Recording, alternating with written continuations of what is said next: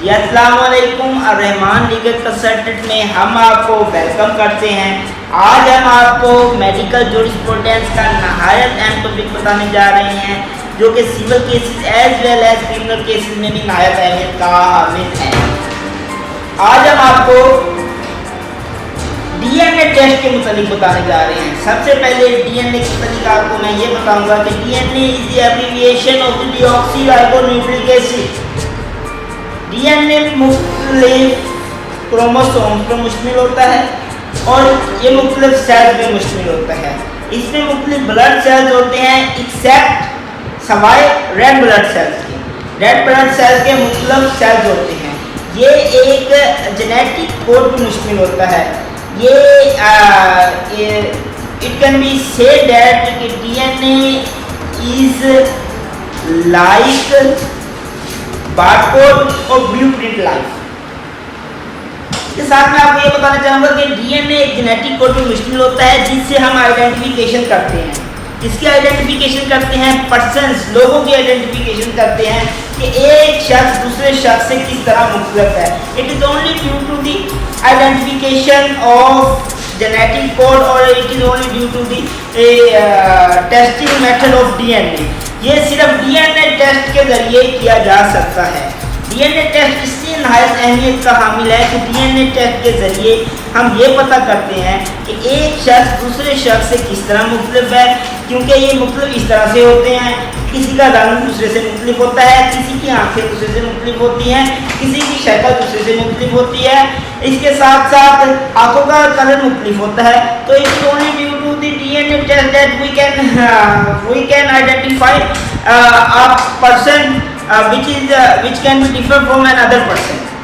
अब इसके साथ साथ मैं अब आपको बताने जा रहा हूँ कि डीएनए के जो मुख्तलिफ मेथड हैं वो, और डीएनए का तरीका क्या है, डीएनए कब डीएनए प्रोसेस कब शुरू किया गया, किसने शुरू किया, अदालतों में डीएनए प्रोसेस की कितनी अहमियत है, डीएनए टेस्ट के लिए जो बायोलॉजिकल चीज़ें हमें दस्तयाब होती हैं डीएनए टेस्ट करने के लिए, कौन कौन सी सैंपल देने होते हैं, वो मैं उसके मुतालिक आपको बताऊंगा।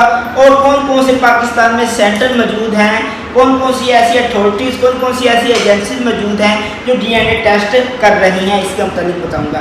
सबसे पहले आपको ये बताना चाहूँगा कि सबसे पहले डीएनए का जो इंट्रोड्यूस करवाया गया वो 1948 में ब्रिटिश गवर्नमेंट जो सी थी, उनके पास एक केस आया कि एक गनीन वुमन अपने बच्चे की हज़ानत का क्लेम कर रही थी और अदालत उसको बच्चा नहीं दे रही थी।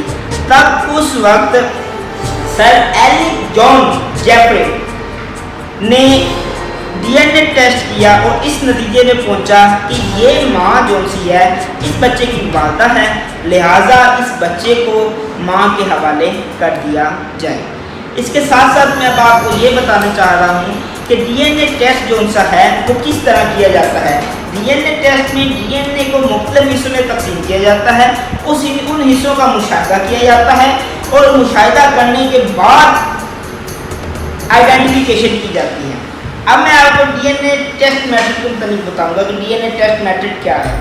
डीएनए टेस्ट मेथड एक ऐसा मेथड है जिसके ज़रिए हम डीएनए की आइडेंटिफिकेशन करते हैं।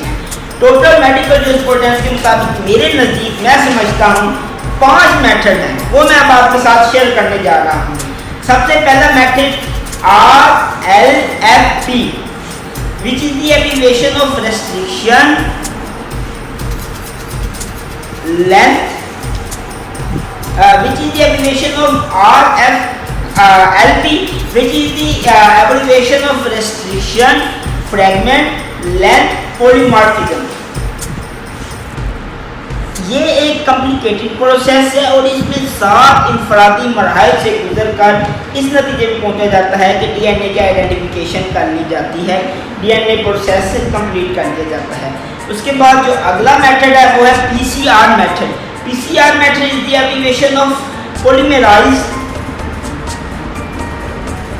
chain reaction। polymerized chain reaction में एप्लिका एक नहायत अहमियत का हामिल होता है। इसमें ये तरीका इस्तेमाल किया जाता है कि डीएनए लिया जाता है जेनेटिक कोड के ज़रिए। उसके बाद डीएनए को गर्म किया जाता है और गर्म करने के बाद हीट पर पहुंचाने के बाद इसकी एग्जामिनेशन की जाती है और आइडेंटिफिकेशन की जाती है। उसके बाद जो अगला मेथड है वो है एसटीआर मेथड। एसटीआर मेथड क्या मेथड है? एसटीआर इज द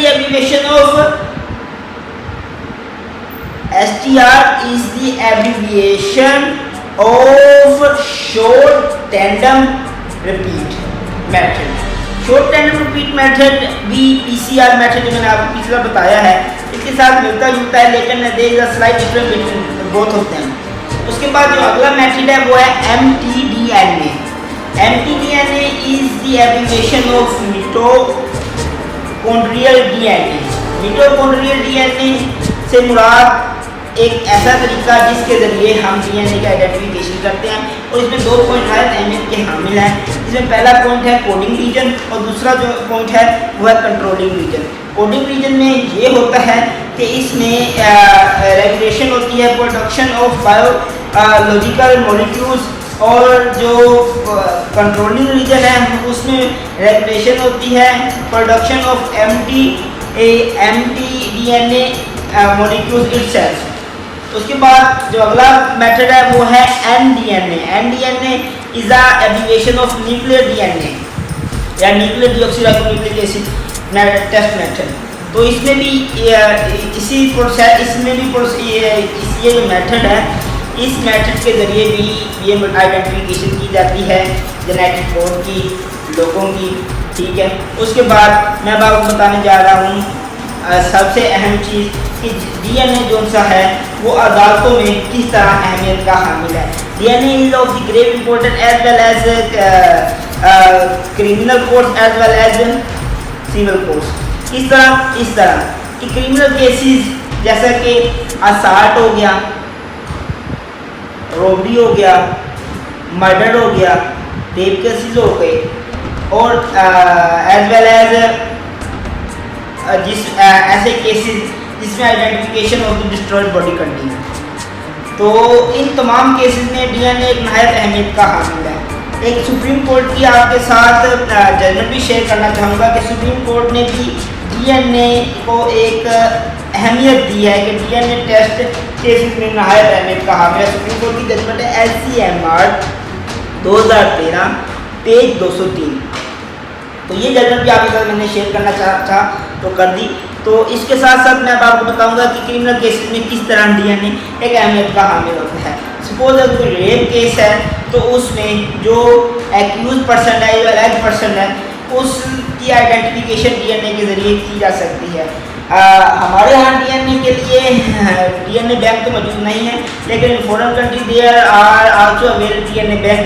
उसमें अगर कोई इस तरह का गुनाह सरदर्द हो तो डीएनए बैंक में आइडेंटिफिकेशन कर लेते हैं। लेकिन हमारे इधर भी तरीका इस्तेमाल किया जाता है। एक बहुत ही अहम केस था, उसमें इस तरह हुआ था कि एक बंदे ने रेप किया था, तो उसकी जो बाइट थी ना, मतलब काटने के निशान, वो जो विक्टिम था उसकी गाल में मौजूद थे। तो फोरेंसिक साइंस लेबोरेटरी ने उस गाल से जो थूक के स्वैब थे वो इकट्ठे किए, उसकी वेरिफिकेशन की। फिर जो एक्यूज पर्सन था, एलेज पर्सन था, वो जब डॉक्टर के पास जाता है अपने दांत दिखाने के लिए तो उसकी वहाँ से थूक का सैंपल ले लिया जाता है। फिर उसकी डीएनए वेरिफिकेशन की जाती है, आइडेंटिफिकेशन की जाती है, एग्जामिनेशन की जाती है, और उसके बाद इलाज को पकड़ा जाता है। इसी तरह मर्डर के केस में भी डीएनए टेस्ट नहायत अहमियत का हामिल होता है, क्योंकि पोस्टमार्टम रिपोर्ट में डीएनए टेस्ट नहायत अहमियत का हामिल होता है। इसके साथ साथ मर्डर केस में जो वेपन इस्तेमाल किया जाता है, उस वेपन पर जो फिंगरप्रिंट्स होते हैं एक्यूज के, एलेज पर्सन के, और उससे फोरेंसिक मेथड के ज़रिए आइडेंटिफिकेशन करके तो जो एक्यूज पर्सन होता है, एलेज पर्सन होता है, उसे पकड़ा जा सकता है। उसके बाद रोबरी केसेस जो नायब बढ़ चुके हैं आजकल के दौर में, तो इन रोबरी केसेस में भी डीएनए टेस्ट नहायत अहमियत का हामिल होता है। वो इस तरह अहमियत का हामिल होता है कि कोई डकैती वगैरह हो जाए तो जो उस वक्त जो चोर होता है, चोर की उंगलियों के निशान, हाथों के निशान वगैरह, उसकी आइडेंटिफिकेशन करके चोर को पकड़ा जा सकता है। एक दफ़ा एक केस ऐसा हुआ कि एक डाकू था, डकैती करने गए तो उन्होंने हाथों में ग्लव्स वगैरह पहने हुए थे, तो वो अपने तरीके से बड़े मतलब होशियार हो के गए, लेकिन वो सिगरेट उनमें से एक पी रहा था। तो उन्होंने सिगरेट पी के वहाँ सिगरेट का जो बकिया रिमेनिंग पार्ट था उधर ही फेंक के चले गए। तो वो उस सिगरेट पर क्योंकि उसके थूक के निशान थे, उस थूक के निशान से अलाइज पर्सन को पकड़ा गया, एक्यूज पर्सन को उस थूक के निशान से पकड़ा गया। इसी तरह से अगर कोई बड़ी इस सूरत में मिले कि सिर्फ वो बड़ी तबाह हुई हो, सिर्फ उसके चंद पार्ट्स मिले, तो इस तरीके से भी आइडेंटिफिकेशन करके क्रिमिनल केसेस में उस बड़ी की शनाख्त की जा सकती है। अब मैं आपको सिविल केसेस में बताना चाहूँगा कि सिविल केसेस में डीएनए टेस्ट किस तरह अहमियत का हामिल है।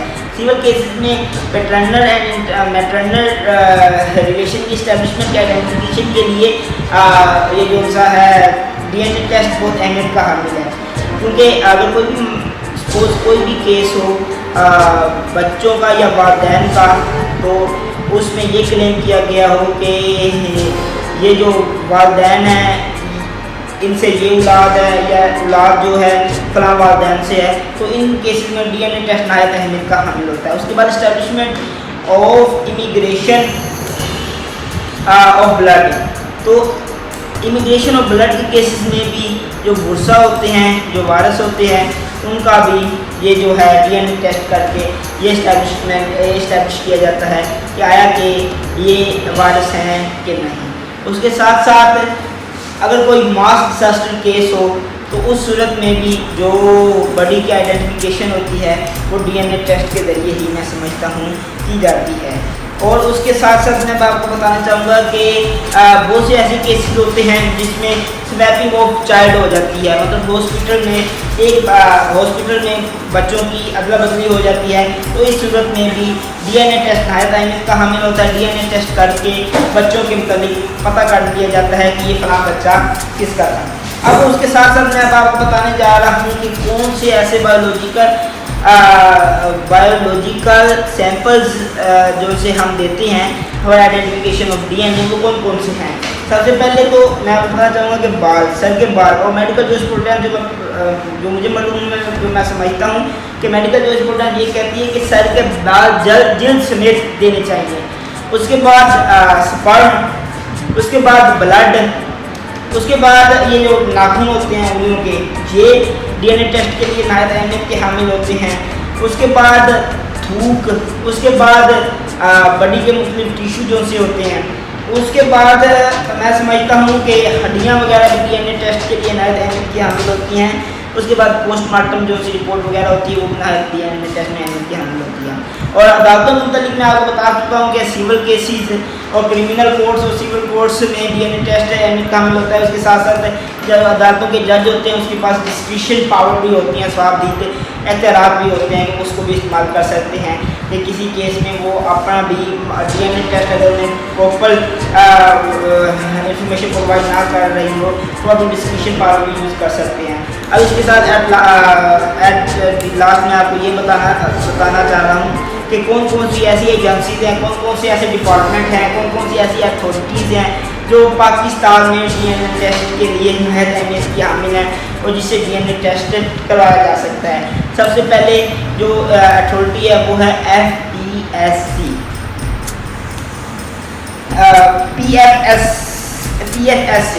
PFS से मुराद पंजाब फोरेंसिक साइंस एजेंसी। इसके साथ साथ GIVF गैलेक्सी IVF जो एजेंसी है वो भी डीएनए टेस्ट के लिए नहायत अहमियत की हामिल है। इसके साथ साथ कैंप सेंटर जो है वो भी डीएनए टेस्ट के लिए नहायत अहमियत का हामिल है। इसके साथ साथ ART जो सा डिपार्टमेंट है वो भी डीएनए टेस्ट के लिए नहायत अहमियत का हामिल है। और इसके साथ साथ मुख्तलिफ प्राइवेट सेक्टर्स बने हुए हैं पाकिस्तान में जो डीएनए टेस्ट करते हैं। जी शुक्रिया, अल्लाह हाफिज़, हमेशा खुश रहें, हमारे साथ रहें।